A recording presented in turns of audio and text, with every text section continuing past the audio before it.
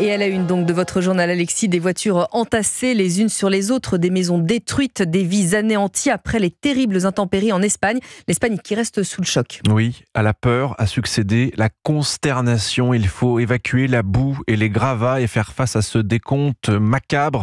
205 personnes sont mortes pour l'instant dans les inondations qui ont touché le sud-est du pays. Valence en première ligne et ce bilan va sans nul doute malheureusement continuer à grimper. Il reste des dizaines de disparus et les chances de les retrouver vivants s'amenuisent de jour en jour. Bonjour Charles L'Huillier. Bonjour Alexis, bonjour à tous. Envoyé spécial d'Europe 1 en Espagne, vous êtes actuellement Charles à Sédaví, commune proche de Valence et qui est au centre des inquiétudes.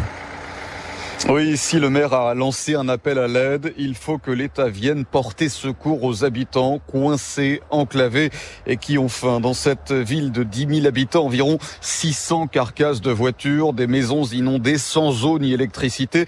Conséquence depuis 2 jours et déjà depuis ce matin, des centaines de bonnes âmes viennent ici aider les autorités qui sont dépassées. Ces aidants apportent des vivres aux habitants, déblaient les routes et tentent de retrouver les corps.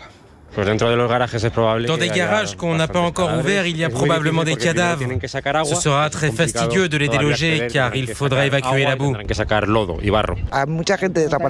y a encore beaucoup de disparus. Il y en a peut-être en dessous de ce camion et en dessous de celui-ci, on ne sait pas. Alors, conséquence de ces opérations, des risques sanitaires, c'est ce que craignent les autorités, ce médecin qui s'est déplacé ici. Les corps qu'on n'a pas réussi à sortir, c'est problématique. Il a fait chaud à Valence ces dernières heures, c'est là que peuvent survenir les infections. Il faut lutter contre ça, c'est la priorité.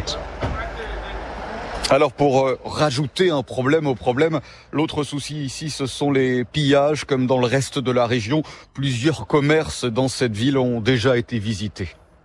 Merci beaucoup Charles L'Huillier, envoyé spécial d'Europe 1 en Espagne.